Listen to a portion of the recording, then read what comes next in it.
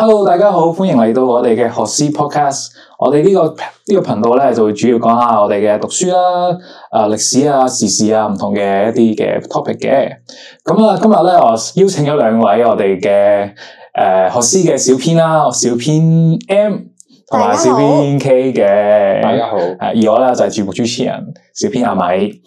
今日咧就講一個咧，可能我哋同學仔咧都會經常討論到嘅話題啦，就係一個我哋最討厭嘅學科啊。咁我今日咧就精選咗一個係即係因為香港咧就揾唔到一個類似嘅調查啦，但喺台灣有一個咁嘅調查，就係講緊分別男同學同埋女同學各自討厭嘅學科排名。咁未跳之前啦，不如講下你哋嗰陣大家我哋讀書嘅時期最討厭嘅學科係咩先啦？我想問咧，因為我係 DSE 呢個制度噶啦，咁你係要我講初中定係講高中？因為你知都冇所謂啊！你嗰陣時你覺得搞唔掂，一上堂就頭暈嗰啲。哇！咁你 free camp 啊 free camp 擺係你個原因係咩啊？原因係尤其是係我覺得擺我都好啲嘅，咩 physics 嗰啲咧，哇！完全唔知發生緊咩事，我每次上堂我都覺得個頭痛啦。但係其實你知初中教啲嘢就已經係好簡單嘅啫嘛，咁我都係唔得咯，即係我理解唔到，可能啲 logic 唔係幾好啦，跟住我係冇辦法理解到呢啲嘢咯，所以到時我數學都唔係幾好。所以你就係天生一個文科人咧。唔係上課，sorry。咁我哋嘅小編 K 咧，我最憎英文，因為真係搞唔係好掂。咁你最後有冇話用啲咩方法去解決？哇！真係純粹係咁背生字咯，背生字。因為我記得嗰時 A.L. 啦，跟住然後咧就要有堆常用字，跟住又要背呢隻字係咩意思咁樣，跟住又盡量望多啲咯。你覺得係有用嘅？都有啲用嘅，雖然係即係可能雖然未必話好記到啦，但係起碼見過下，跟住同埋有啲人會教咩拆字嘅，跟住又學少少咁樣，跟住然後睇下考試就幫唔幫到手。咁不如我哋講下我哋兩位小編嘅最討厭學科有冇上榜啦？咁咧 free camp by 咧就有其實3科都上咗榜嘅，而你估下 free camp by 邊一科係名列即係最討厭最高嘅排名？一定係 physics。睇下先。我覺得 cam 真係噶。咁我哋小編 K 啱啦，係最多人討厭 cam 嘅。咁咧女性即係女同學啦，就有10%、10.7% 咧都係討厭呢一科嘅。而男同學啦就少啲啦，就有8% 嘅。咁其實都不相伯仲，真係不相伯仲，係啦。咁咧而我哋嘅另外嗰兩科啦，即係物理同埋生物啦，就各自都有大約幾個 percent 啦，就唔算特別高嘅，係啦。咁不如咧，我哋又講下，因為我哋咧可能大家都冇讀過呢個 free camp by 啦，咁我哋就不便評論。定係我哋小編 K 有冇讀過 free camp by？有啊，係。不如評論下，你覺得即係對呢個點解咁多人討厭呢個 cam 啊？係咪？係。點解啊？哇！我覺得應該係啲人一開頭以為 cam 係冇，即係唔使點計數嘅。跟住我記得佢係去到後面越嚟越難嘅時候咧，係多啲計數嘅部分嘅，即係唔係齋背嗰啲公式咁樣啦。即係有啲咩點樣轉邊個嗰啲叫咩啊？我冇讀過，幫你唔到。有咩分子點樣去變咧？OK， 即係啲轉換嘅嗰啲係。咁其實我覺得可能你化學得，咁你可能你連數學都得。咁所以嗰啲人就會歸類，咁大家都係讀嗰啲咁樣，就可能佢自己擅長嘅嘢就都係同一樣嘢啦，咁樣咯。我發現咗一個我自己覺得都幾有趣嘅東西，就係通常咧，即係。general 咁講，你會可能數學比較好嘅咧，文科係會差啲嘅。但係文科比較好嘅咧，數理呢啲又係會差啲。呢個可能係關我哋左右腦嘅。但係我想講我係平均地差嘅。平均地差，咁你睇嚟係冇啊。所以天才。OK， 咁我哋講翻啦，啱啱我哋講到化學咧，其實係名列係第3名嘅。咁咧，不如我哋又講翻低啲排名嗰啲先啦。咁咧，你覺得即係我可能拋啲磚俾大家啦，就係有呢個有美術啦、地理啦、體育啦，同埋音樂嘅呢幾個咧，都係我哋比較後少，即係可能少啲人討厭，但係都係有人討厭嘅，係啦。咁你哋喺對呢幾科有冇話特別討厭邊一科？美術啦，美術係啊，即係亞仔嘅，即係你咧？音樂咯，音樂唔識音樂，唔識樂器嗰啲。唔係，但係其實音樂堂你唔使見考試噶嘛，係咪？但係佢有啲會叫你咩啊？類似才藝表演嗰啲咧，走去唱歌，或者成件事好尷尬咯。唔係你唱啲老師中意嘅歌就得㗎啦，即係例如嗰啲老師中意嗰啲歌。因為我以前中學係天主教，咁老師就係教徒啦。哇！你只要唱啲例如福音英文歌，佢就俾好高分嚟㗎啦。OK， 因為我又諗起咧，以前真係可能學樂器啦，就對你自己音樂幾有呢個優勢嘅，因為你本身你學樂器，即係有學彈鋼琴或者彈小提拉小提琴、彈吉他咁樣咧，你本身可能有啲樂理嘅底咧。係。咁你其實上堂或者考試咧，你係基本上係唔使做啲咩，你就已經都係嘅。係，你已經識晒咁樣。尤其我而家知啦，好多嘅同學仔啦，都係學好多，即係18般武藝好多學樂器嘅朋友啦、同學仔啦，咁可能。依家可能嘅討厭嘅程度係低啲啦，所以咧其實佢係排喺我哋嘅後啲嘅位置啦。咁而啱啱我哋講到，我哋小編 M 最討厭嘅 art 啦，就男仔嘅比例咧就高過女仔好多嘅，就有6%啦，而女仔咧係得2點幾個 percent 嘅啫，係啦。咁咧就咁，其實你覺得係因為係你覺得係可能女仔真係叻啲啊，定係點樣咧？但係我哋我哋小編 M 係身為一個女仔，少數嗰3%，就係少數嗰2點幾個 percent， 2點幾 percent， 係因為我覺得我由細到大呢個人咧，我係冇乜 art sense 呢樣嘢，尤其是繪畫方面啊，即係我想講咧，我試係攞個 fail 咯，我覺得 D 定唔知 grade。我想問下佢係真係純粹要即係畫幅畫就評分，係啦，畫畫然後評分。但我想講即係以視藝嚟講，咁可能佢又再分啲，例如可能整少少模型啊，又或者係整陶瓷啊呢啲手作類噶嘛。咁我覺得手作類咧，我係 OK 嘅。但係嗰個學期唔知點解就要瘋狂畫畫 ，which is 我畫畫係超差，即係我就識畫火柴人嚟嘅咋，真係呢啲人嚟嘅。係咪叫你素描定點啊？佢嗰時得揀嘅，好似唔知揀素描定係嗰啲類似水彩畫之類嗰啲啦。咁素描就一定唔可能噶啦，係啦。跟住我就揀咗水彩畫咁樣嗰啲。我已經好努力想表達我畫嘅嘢啦，或者啲調色方面想整靚啲啦。但係最後我畫完出嚟，其實我都係諗過交唔交呢份功課嘅。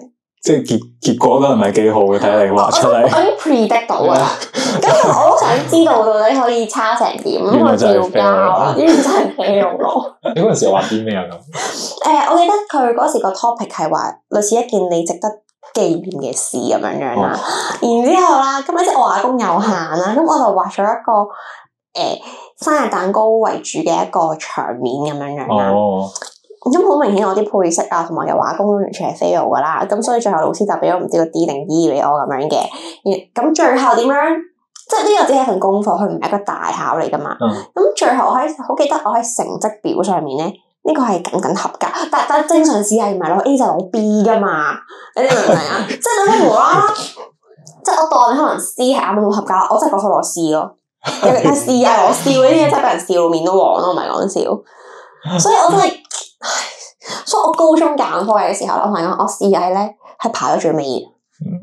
不過其實我以前嘅讀書嘅印象啦，即係呢啲可能啱啱講到嘅音樂啦，或者美術呢啲科咧，好多時候咧都會俾中英數嘅老師咧徵用嘅，或者好中意咧就借咗，但係永遠唔會還嘅，係伴虎嚟嘅啲老師係，即係你嘅堂就係我嘅堂咁樣。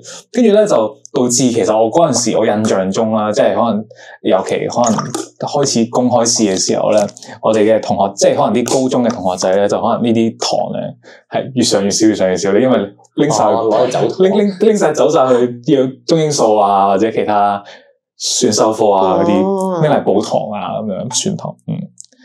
好啦，咁我哋又講下再高啲嘅排名啦。咁我哋啱啱咧頭六入邊咧就有兩個我哋講咗嘅，就係第3名嘅化學啦，同埋第5名嘅物理嘅。咁物理咧，其實咧女仔嘅比例咧係比起前面有一啲科目，即係佢係第4名啊嘛。咁即係比起前面有啲科目咧嘅比例更加高嘅。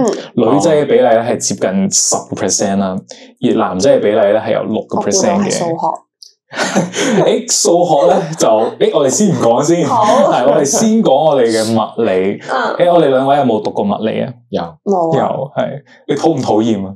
都唔討厭嘅，其實係即係如果你對比起你嘅化學，你係中意物理多啲嘅，係因為物理覺得如果你 get 得明嘅話咧，咁你就易啲高分嘅，你唔係好使用好多時間去背書，即係 concept 為主 concept。但係當然啦，你聽唔明嘅話咧，咁就成件事你就唔知喺度講緊咩。你勾起我嘅痛苦回憶咯，因為 Form 1去到 Form 3咧，即係 Phy Chem 已經係必修科嚟噶嘛，咁我冇得揀啦。但係我好記得老師上堂教例如物理嗰啲咧，係例如唔知個鏡像點樣咩陽光折射落去咩嘅直角或者計佢個咩波長我唔識啦。哇！即係我完全唔明咯，點解要計啲咁樣嘅嘢咯？即係我覺得完全對我嚟講 useless， 即係我大概一定唔會從事同呢啲相關嘅行業啦。但你冇得揀，都要硬讀啦，所以成日都 fail 喎。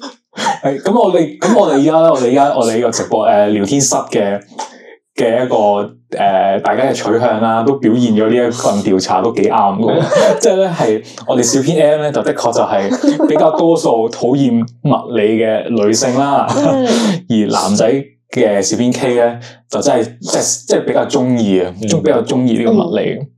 冇咁討厭，冇咁討厭係。咁不如我哋又講下你嗰陣時最中意嘅科目先啦。喺我哋揭曉剩低嘅最中意3科入邊，最討厭嘅3科入邊，咁我哋先講下最中意嘅先啦。不如你體育堂，我最中意體育堂，因為你講，因為咧啲女仔咧有生理需要㗎嘛，有時候真係唔舒服咁樣嗰啲咧，跟住就喺度先，我真係唔舒服，我要去 sick room 啊。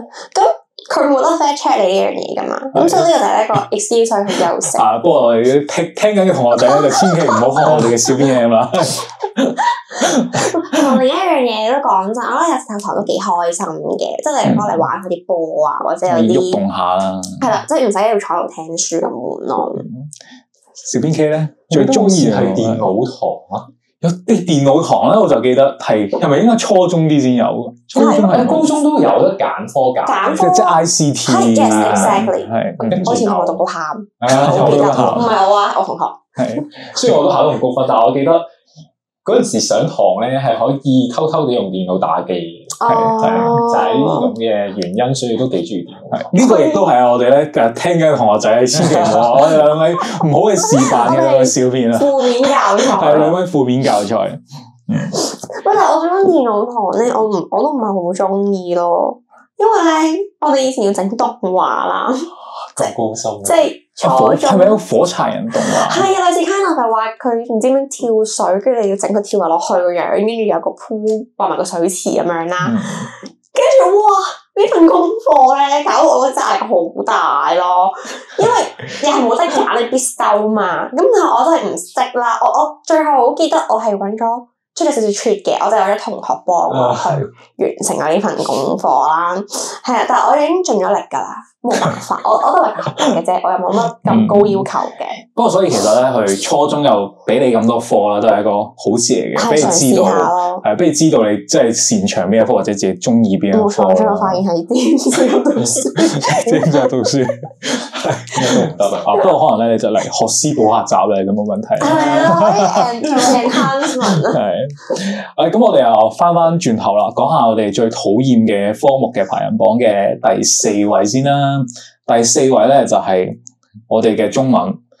中文科入邊咧，我哋男仔咧就有6.7% 啦，但係女仔咧其實係得2.9% 嘅啫，係啦，但係咧 overall 加埋一齊咧個人數咧就比啱啱講到嘅物理咧係多啲啲嘅，係啦，跟住係啦，跟住中文科咧對大家對中文科呢樣嘢有冇啲咩即係即係覺得有啲咩討厭嘅位？最新就係作文啦，最中意作文係。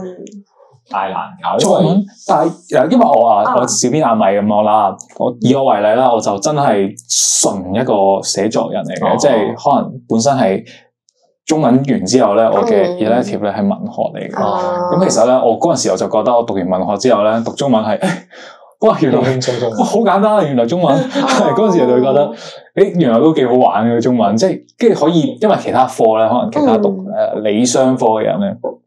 就會中文就會好掙扎啦，獨特，跟住我就會自己覺得沾沾自喜有少少，即係有優越感。你哋咁樣都唔識嘅？佢係小編係文科人嚟。係我文科人係，跟住咧我哋嗰陣時讀文學咧係反而更加凄慘，即係可能真係要背㗎。係嗰陣時咧，即係可能依家唔知我見依家 DSE 嘅文學啦，就已經越嚟越縮減一啲嘅讀書嘅內容啦，即係考試考核嘅內容啦。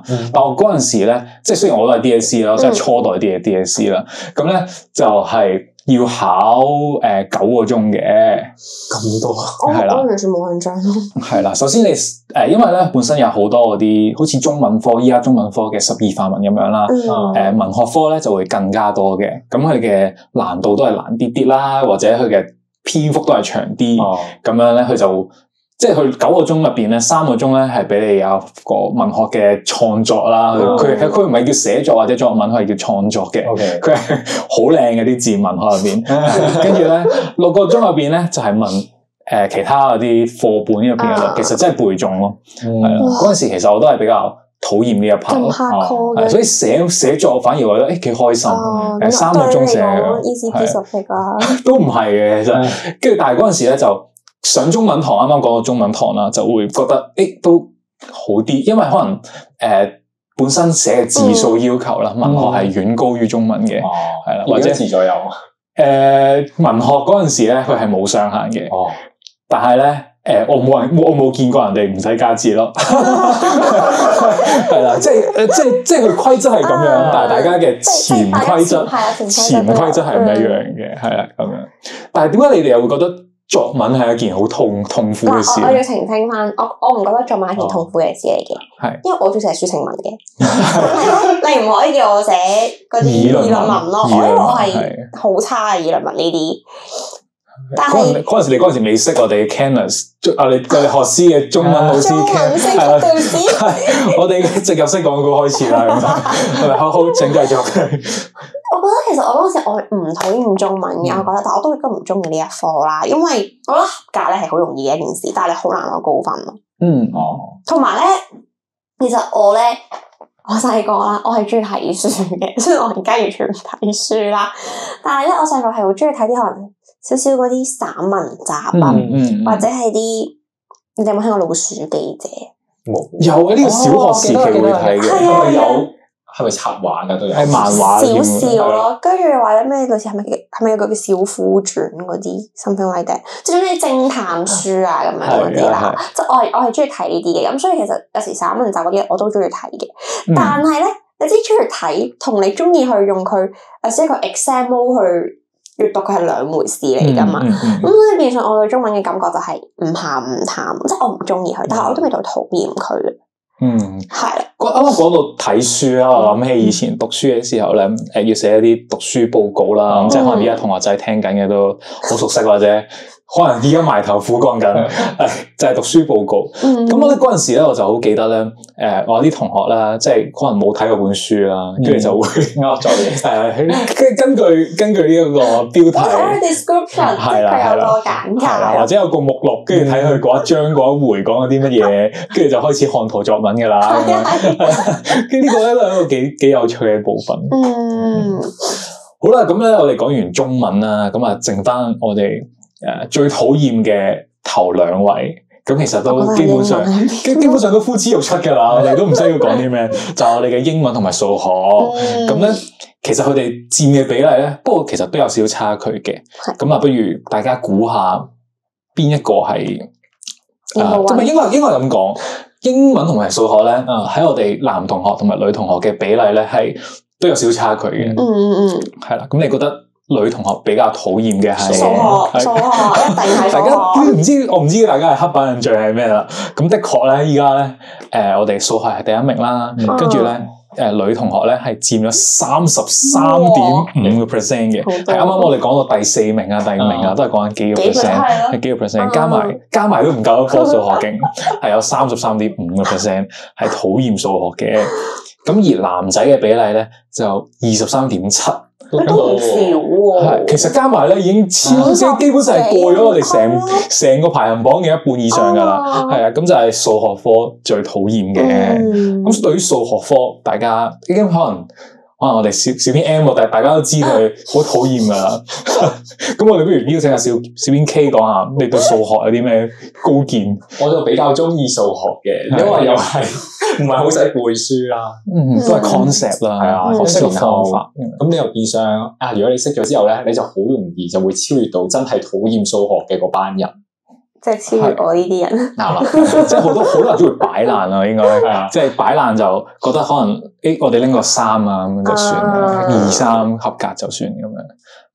因為我又講翻轉頭啦，我哋學師有陣時有啲數學嘅模擬測試啦，考試啦，咁咧有陣時去訪問嗰啲同學仔咧，其實佢哋可能本身係一啲文科人嚟嘅，佢哋都係會目標唔會 aim 到好高，即係佢會想即係就算補完習，我想拎個4，拎個5咁樣，即係佢寧願將其他嘅時間分落其他度咁樣。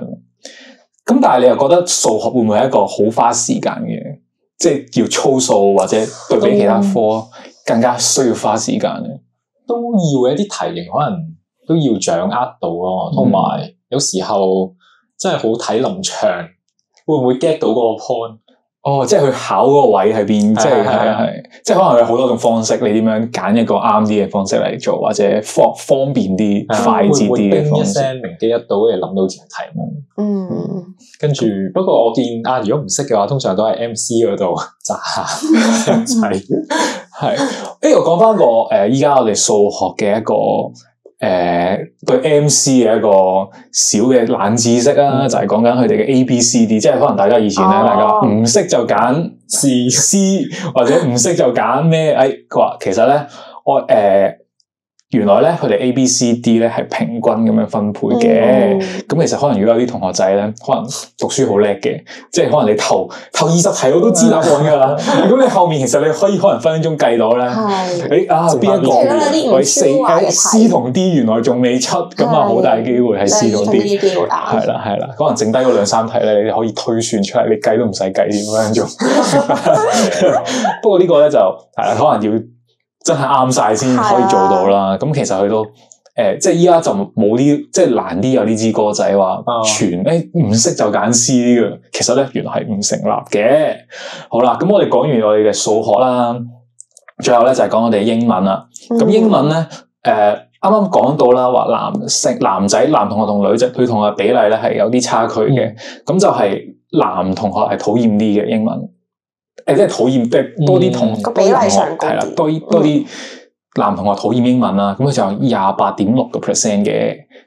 你計一計條數，你就知啦。即係可能啲女仔咧就17.8%。其實都唔少。係啊，即係其實你數學同英文加埋咧，你係霸榜噶啦，霸咗噶啦。係啊，咁所以其實我哋啱啱後面嗰啲其他，我哋都係輕輕蜻蜓點水咁樣講一講嘅啫。係啊，咁英文咧就係都佔好高嘅比例啦，兩邊加埋咧都有40% 以上，接近40% 啦，應該咁講。咁咧因為我係超越過40%，我睇錯咗。係咁咧，英文對大家有啲咩即係可能難嘅地方咧？覺得難嘅地方啊，閱讀嗰陣咯，睇根本就睇唔明成篇文，然後就要答問題。我覺得係 grammar 作文嘅問題咯，對我嚟講。我哋 grammar 真係超差。係。因為咧，我哋英文咧就真係咁高嘅比例啦。咁其中一個原因，即係始終我哋唔係一個母語啦，係啦。咁可能大家嗰陣時點樣去提升自己嘅英文咧？你啱啱講到小編 K 就講話要背多啲單詞，都係其中一個嘅。另一個就真係，例如作文嗰啲咧，佢有啲 sentence 咧，你可以背咗佢。即係有個 pattern 咁樣，係啦，你可以背咗佢個係 pattern，跟住你就塞啲字入去咁樣咯。因為我嗰陣時咧，我就比較奇怪，我嗰陣時都有補習啦，不過就係補英文嘅。但係我英文咧，我係完全唔係補一個好正規，好似學師咁樣，係教你唔同嘅 grammar 啦，點樣閱讀理解技巧啦咁樣嘅。我嗰陣時咧就係補一個同一個外籍人士傾偈嘅，淨係純傾偈嘅啫，佢唔會教你一啲 vocab 啦咁樣。咁可能佢只係會你同佢傾偈嘅時候，佢會指正你邊啲讀得唔啱啊，或者你個 sentence 入邊可以加啲咩字，令到你讀得好啲咁樣。咁嗰陣時咧，其實我覺得自己嗰陣時係。與其話學英文，不如學自己嘅自信心，係講點樣同啲外國人或者人士傾偈呢個咯。因為我都想分享咧，就係英文呢個位咧，我又係有一年啦，有出去補過習，但我唔係即係我嗰時補習唔似學師呢啲真係專心 DSE 啦，我係去嗰啲好似 English school 咁樣嗰啲咧，即係你可能俾錢買咗個 package，咁入邊有堂。你可以 book 咗，跟住你就去上。咁但係嗰度啲老師咧，全部都係鬼佬嚟嘅。咁你哋必須要上堂用英文溝通啦。咁另外佢會有 exercise 俾你做嘅。但係 exercise 咧，真係啲可能好日常嘅用語啊，或者係要你寫篇日記，講下你最近發生嘅事啊。咁佢完全同 DSE 係無關嘅，就好似啱啱米篇咁講啦，就係佢純粹係幫你 build up 你嘅 confidence 咯，係啊。咁其實都觀點與角度啦，睇下你即係想，因為其實有陣時你係為考試而學啊，定係為你真係想提升而學咧，係可能有少少差距嘅。即係你可能你學係啊，學 oral 喺度同點樣同啲人你點餐呢啲，你可能你 DSE 其實唔會點考，係即係你嘅 speaking 嗰份卷入邊，你係會同人講，我哋 candidate A 點樣，我哋點樣 respond 佢，totally agree with you 咁樣講。係正常人哋外國人嘅對話，好少無啦啦會 totally agree with you 咁樣。係啦，咁呢個咧其實都係我哋香港嘅考試制度嘅一啲小問題啦。咁可能都導致我哋嘅同學仔咧未必咁中意我哋英文啊。係好啦，咁今日咧就同大家咧揭曉咗我哋台灣一個一個學科排行榜啦，最討厭嘅學科排行榜啦。咁我哋就再 recap 少少啦，就係最討厭咧就係數學、英文、化學、中文咁樣順次再落去嘅。下面咧就越嚟越少 percentage， 咁我哋就唔再講咁多啦，即係唔提咁多啦。咁咧，咁其實都想同大家同學仔咧都講啦，其實即係可能大家自己擅長嘅科目唔同啦，咁其實咧，都係睇你點樣去安排你自己咧。可能你揀文科，你咪可能即係練你擅長嘅就係寫文啊，閱讀理解啊咁樣。咁你擅長嘅理科咧就唔同擅長嘅範圍啦。咁咧都係有自己嘅出路嘅，係啦。咁咧亦都唔使話擔心。